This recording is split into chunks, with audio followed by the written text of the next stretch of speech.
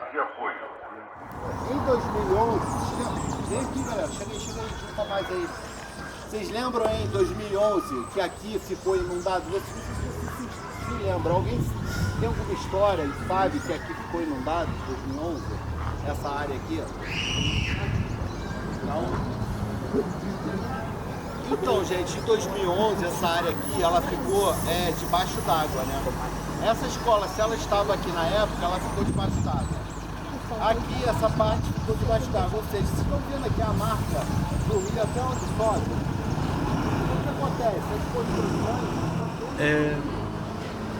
Chovia muito, né? A chuva era muito forte, a chuva foi tomando proporção diferenciada ao longo da noite, da madrugada, ela foi tomando proporções totalmente diferenciadas, relampeava muito, muito, muito. Mas uma coisa muito importante que eu, mesmo naquele trauma, já no trauma lá para a madrugada, a gente começou a analisar que algo estava diferente, né? Muita gente fala que não sentiu a casa tremer, mas lá em casa tremeu. Janela de madeira, não posso falar que a casa estava caindo, mas assim, de madrugada, quando a chuva apertou mais, você sentia fazer assim. E quando a gente tentava ver alguma coisa, ó, não tinha energia elétrica, você não tinha visão do que estava acontecendo lá fora, tudo turvo.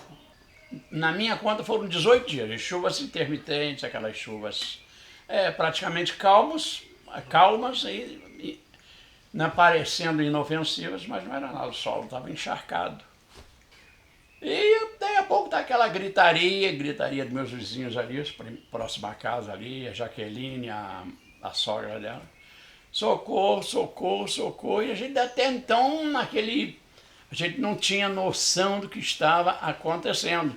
A catástrofe de 2011 na região serrana do estado do Rio é considerada a maior catástrofe já acontecida no Brasil, registrada no Brasil, em razão do número de mortes, né? Então foram, infelizmente, mais de 900 mortos confirmados, algumas centenas até hoje desaparecidos. Então foi o desastre com o maior número de perdas de vidas.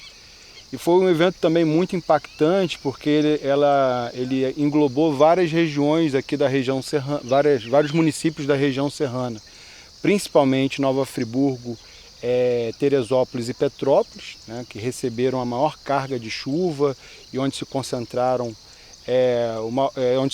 o maior número de deslizamentos, milhares de deslizamentos, provocados tanto por conta das chuvas intensas, mas também associados à tempestade elétrica. Foi um dia com uma tempestade muito intensa, muitos raios que iniciaram esses milhares de deslizamentos.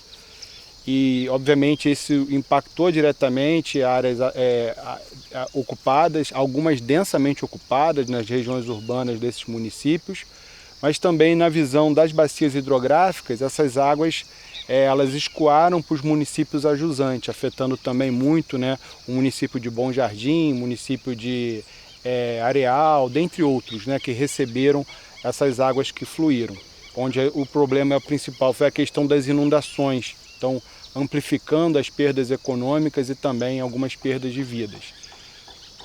Eu posso abrir lá para vocês olharem lá onde ficavam as famílias. Deixa eu pegar a chave aqui rapidinho. Tá bom. Ah, tá. Aqui eles ficaram, eu falei que vocês, aqui ficaram os corpos, né?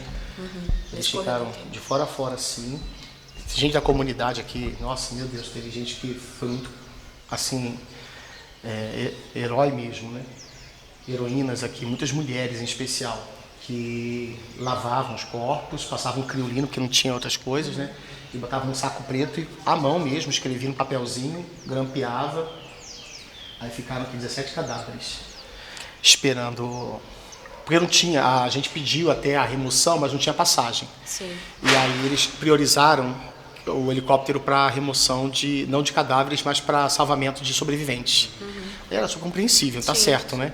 Tinha muito sobrevivente soterrado, gente que estava desaparecida, então deixaram para depois. Aí ficou aqui bastante tempo esse grupo de cadáveres, né? Desses 17, tinha algum que você conhecia? Tinha uma moça da nossa igreja, uma senhora, dona Genésia, e algumas pessoas moradoras do bairro, né? Como é que foi ver isso? Ver essa senhora? Meu Deus do céu. Era uma loucura. Meu carro virou viatura. Era um Santana que eu tinha. o corpo-bombeiro me permitiu colocar uma cartolina grandona assim no capuz, da SOS, e aí eu ia lá em Olaria, no bairro que tem aqui, que é o extremo da cidade pro outro lado, praticamente, pegar água, encher até o teto. Um dia, eu me lembro que eu parei o carro no meio do caminho, parecia que era uma cena de guerra, né? Aí eu chorei muito, vendo a cidade toda, que já tinha passado a chuva, toda aquela lama estava secando, então ela começou a subir aquela poeira, e como passava muito carro de salvamento, carro de escombro e tal, aquilo subiu uma poeira e ficou assim uma cidade que parecia tipo uma cidade lá do Oriente Médio, parecia assim perto do Saara, uma coisa assim, aquela nuvem de poeira e todo mundo de máscara, aí passa carro na contramão, as ruas perderam aquela coisa da para onde vai, para onde vem. Aí, meu Deus, aí eu chorei muito, misericórdia, aí eu gritei até dentro do carro, depois força na peruca para continuar, porque tinha muita gente para ajudar, né? Aí, sabendo aqui em São Geraldo mesmo, a notícia que a igreja estava cheia de gente morto, né? A senhora ainda tinha ficado em casa, né? Porque a sua casa não teve nenhum problema, né? Não, na minha casa não, graças a Deus. Na minha casa não teve problema não. A gente ficou em casa, mas a gente ficou com muito medo. Porque eu moro também no barranco, né? Sim. É, barranco também. É onde tem barranco, a gente tem medo, né? É assim, a cena dos corpos, ela não sai da cabeça, porque é difícil. Quando você vê que tem um amigo, quando você vê que tem uma pessoa que tá ali enrolado na coberta, você não pode mais fazer nada. Aí quando passou os dias, já o segundo dia eu disse, e alguém disse, a gente não tem o que fazer. E esses corpos eles estão ficando com um cheiro estranho e as pessoas estão assim muito... As famílias estão muito sentidas. A gente não tem como... Como é que a gente vai levar? E para onde vai levar? Onde sua mãe vai abrir esse espaço ali para a gente poder sair com os corpos. Mas aí não tem como. Quem que vai pagar a funerária? Eu falei, não tem como, a gente que tem que levar. Então quando a gente começou a tirar os corpos, a gente mesmo apanhar esses corpos e colocar no caminhão para poder levar. E eu lembro também de se tornou uma coisa assim, por exemplo, a criolina. Quando alguém está usando criolina, aí minha mente fica perdida, porque eu lembrei assim, bem, gente, criolina é muito forte, aí eu vou fazer o quê? Vamos passar entre os corpos, já que nós temos um espaço de um corpo ao outro, e vamos pingar a criolina em volta, né, assim, no entorno, porque a gente não sabia o tempo que ia ficar ali.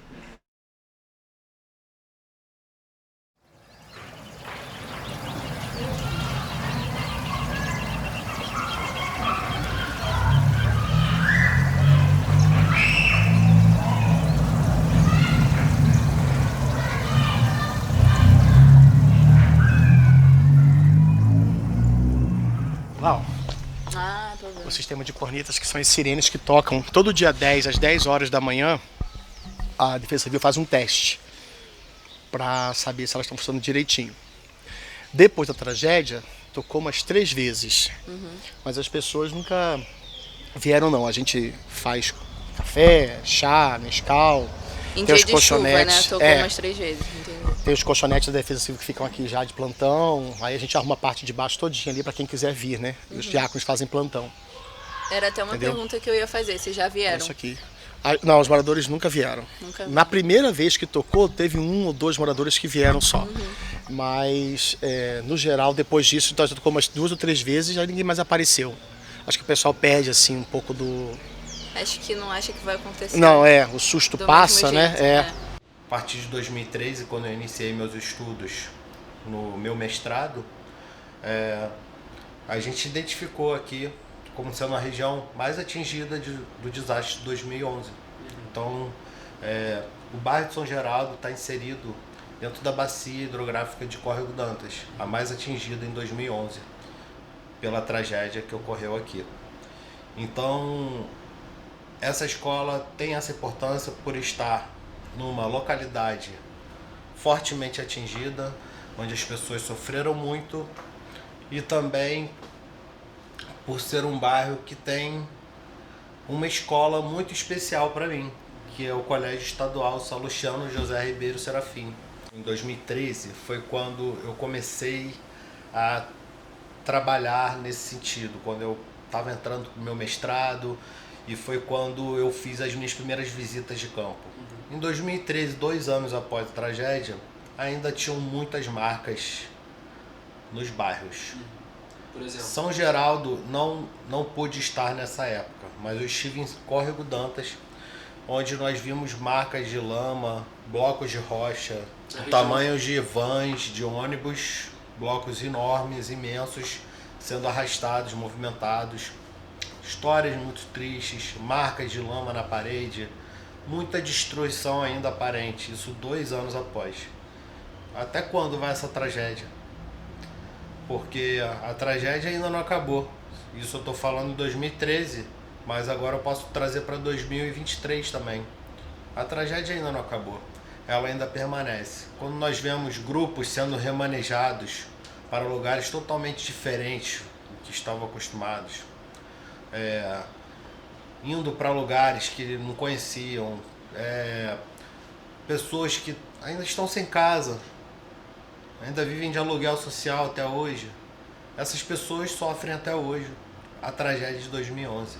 Né? Então é um desastre em cima do desastre. Né? Por isso que o desastre nunca é natural. A gente não pode falar isso. Precisamos desnaturalizar o desastre. Quando os governantes estiverem na televisão dizendo que o desastre é natural, eles só estão tirando a culpa deles próprios, da falta de planejamento, da falta de infraestrutura e de tudo que nós precisamos para que esse desastre seja muito menor. Então, um desastre ele só se torna desastre quando está em contato com as pessoas.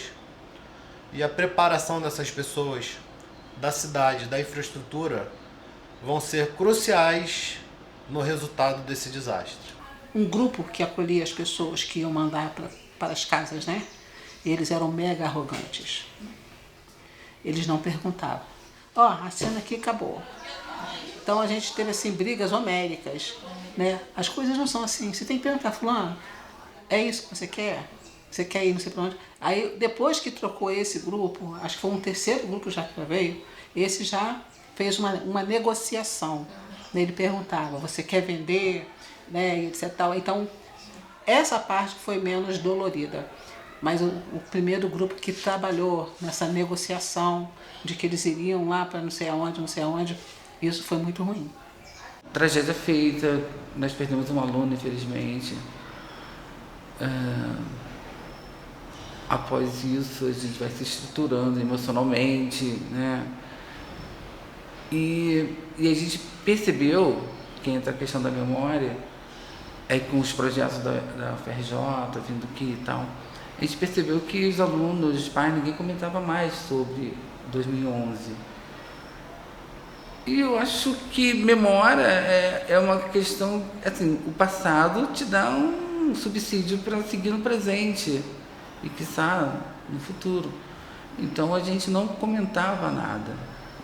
Eu falei, gente, a pessoa esqueceu de vez, foi trágico pra caramba, claro. Mas você tem que começar a pensar o porquê. Pode acontecer de novo? Numa fala de uma professora que teve aqui da FRJ, ela falou assim, vocês têm que pensar como se morasse perto de um vulcão. Ele está ali adormecido. Esqueci o nome da professora. Ana, professora Ana, isso. Aí eu falei, gente, é verdade, você está perto de um vulcão, pode acontecer a qualquer momento. Pode acontecer o que aconteceu em 2011, pode demorar centenas de anos para acontecer. Mas a experiência tem que ficar. O que aconteceu ali emocionalmente, em termos de estrutura, porque muita gente foi abalada, muita gente perdeu parentes, né? Então hoje eu sinto que a educação ela teve um retrocesso aqui. Não só aqui, como em Friburgo inteiro, né? Tivemos essa questão do sentimental, do afetivo, né? Que, queira ou não, isso afeta muito o aprendizado do aluno, né? Às vezes a gente fala assim, um aluno é bagunceiro, ele não quer nada. O que tem atrás desse aluno? Qual é a história? Eu vim descobrir esses dias que um aluno nosso, que ele tem uma dificuldade de aprendizagem muito grande, e eu conversei com a avó dele, com a mãe dele, e falei assim, Janaína, ele ficou soterrado. Então até que ponto que a gente não vai ter que ir agora resgatar essa criança que já veio com toda essa bagagem de tragédia, né, climática. Então é importante tanto a comunidade escolar como a comunidade em torno da escola está por dentro dessa situação e juntos. Quando veio o projeto para cá, eu achei muito interessante, porque não somente veio para o professor fazer, veio para que a escola e a comunidade abraçassem esse projeto. E a gente está conseguindo. Tanto a equipe diretiva, como a técnica pedagógica, como os professores, os alunos e a comunidade. Quando os alunos vão em torno visitar o que está acontecendo, o que acontecia com a fonte, né, das nascentes de São Geraldo, eles estão ali participando. E assim, o interesse deles em aprender. E muito interessante, eles falam coisas e eles sabem de coisas da comunidade que a gente não sabia. Eles sabiam focar no mapa da comunidade, o que estava acontecendo. Então, assim, a importância do projeto, ele só tem importância quando todo mundo se envolve. E assim, a direção do Salustiano abraçou muito essa causa, e a gente não quer que essa causa pare aqui, a gente quer que futuramente que isso vire realmente foco na disciplina, e é interdisciplinar, porque não teve nenhum aluno que ficou fora do projeto e não teve nenhum professor que ficasse fora. Então todas as disciplinas trabalharam com excelência essa proposta climática do projeto, né? Então assim, eu espero que a gente continue tendo essa força aí, em questão da direção, né? Eu não estou em sala, mas eu sou muito pedagógica, e fazer com que essas crianças realmente aprendam sobre o clima, que não vejam só em televisão, mas que elas estejam inseridas na comunidade dela. Às vezes é uma situação climática muito distante deles, né, como aconteceu agora há pouco, mas que aqui a gente pode estar sujeito a isso sim, que isso não terminou, que eles têm que abrir o olho para isso, e para quando se isso acontecer, espero que não, que eles estejam um pouco mais acolhidos. Não, eu aprendi isso na escola, eu sei como fazer, eu sei de primeiros socorros, eu sei como que eu posso agir com a minha família. Então, acho que é um bom retorno e rico para toda a comunidade. Choveu como tem deslizamento? Então, vocês estão vendo esse quadro aqui, essas manchinhas vermelhas? Isso aqui é um estudo feito pelo laboratório lá da FRJ, e o pessoal calculou aqui 3.600 cicatrizes, tá? Então, só em 2011, em um dia, a gente teve mais de 3.600 deslizamentos, tá? Bem assustador. Bem assustador. Então, aqui também, gente, olha só, a gente vê algumas imagens do desastre de 2011.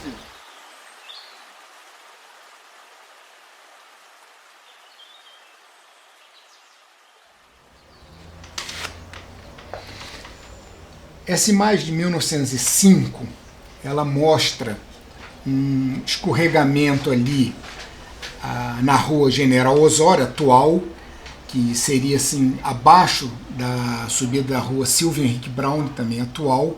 Não existiam esses logradouros, quer dizer, a rua Silvio Henrique Brown não existia, e essa área aqui toda escorregou aqui, tá? E aqui vocês veem também um outro escorregamento atrás da Praça do Suspiro, do lado da igreja de Santo Antônio.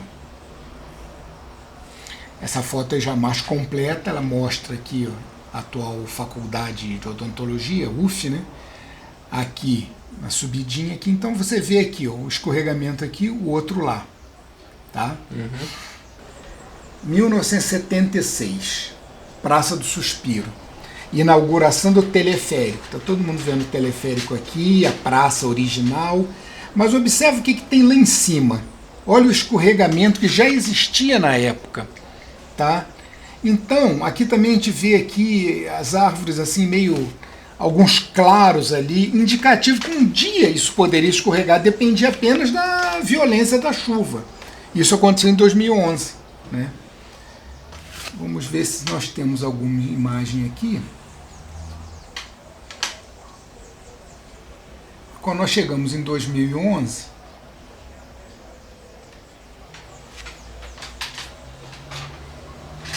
essa é a rua Teresópolis, aqui atrás do Conjunto Bom Pastor, tá? Olha a questão aqui dos carros, a rua que descia da antiga delegacia.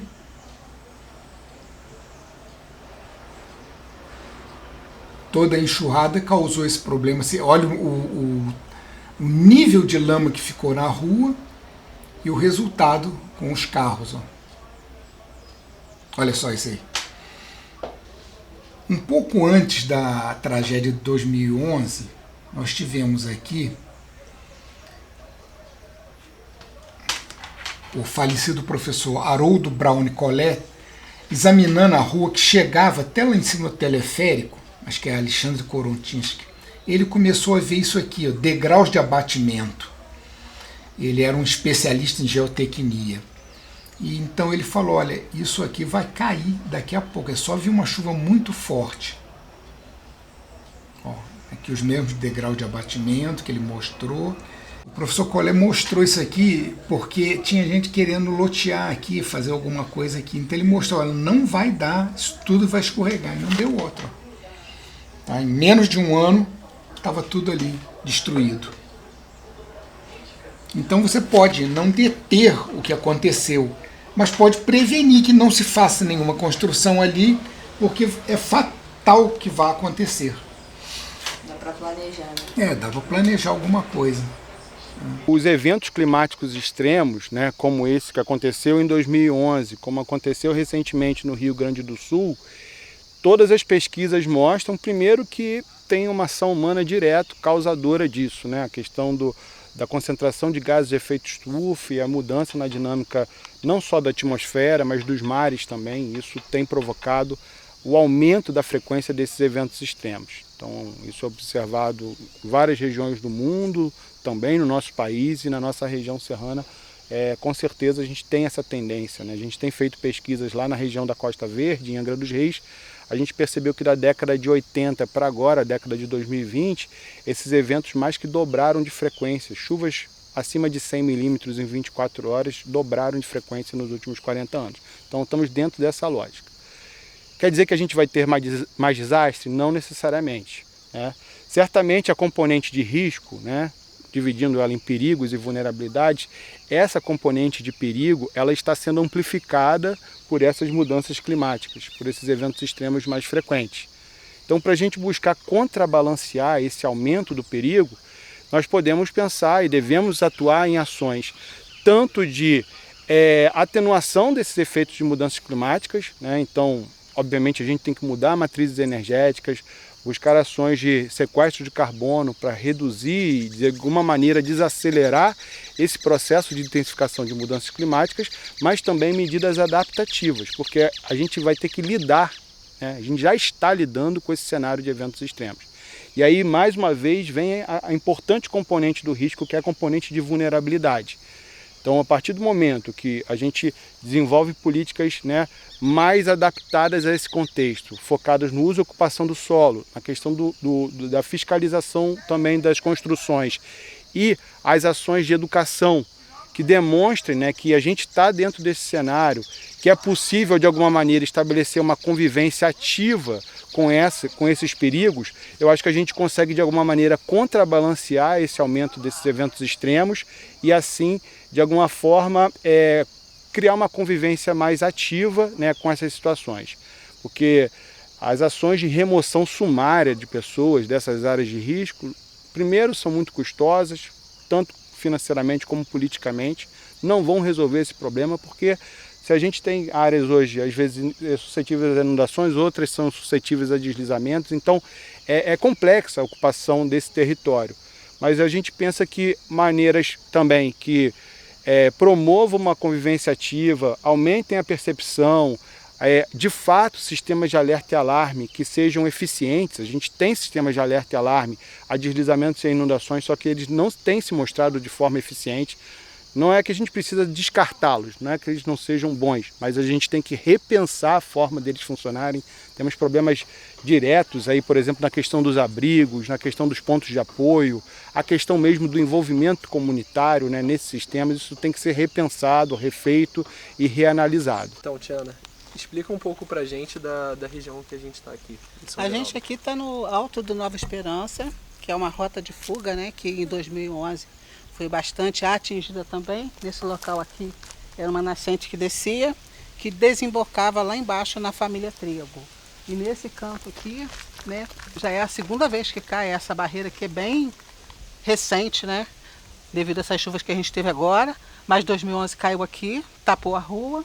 Mais adiante, que já está mais cicatrizado também, fechou de fora a fora, então as pessoas ficaram sem ter como passar por aqui. A máquina veio depois, passou, mas se vocês perceberem bem, a gente continua largado, porque a gente não teve obra nenhuma de encosta no bairro. De 2011 até agora, nada foi feito. A gente aguarda que alguém tome uma atitude, porque vira e mexe, chove. Tem uns 15 dias mais ou menos que a gente ficou preso dentro de casa com aquela questão que ia ter aquele temporal, todo mundo com medo, que toda vez que fala vai chover muito, a gente já fica com medo. Nem desce para a cidade com medo mesmo. Mas quando eles avisaram de novo que poderia acontecer igual 2011, aí um monte de pessoas já se trancou dentro de casa, aí começa aquela questão de usar a tarja preta de novo, porque a gente teve as perdas materiais, mas as emocionais ainda estão bem latentes. Toda vez que fala, fica dentro de casa, que o tempo está ruim, isso dá um medo danado na gente, muito ruim mesmo. O trauma volta, né? Volta. Esse espaço que hoje a gente tem como uma pracinha, né? Isso aqui era só um buraco e aqui ficou.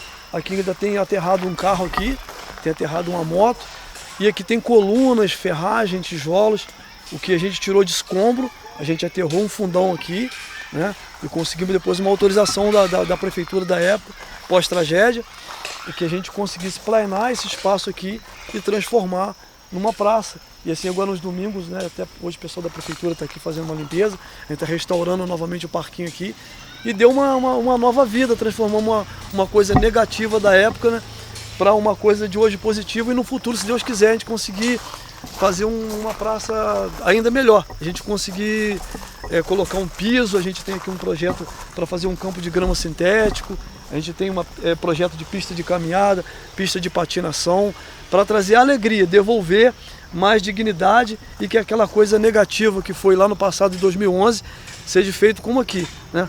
Transformado numa coisa positiva para a sociedade.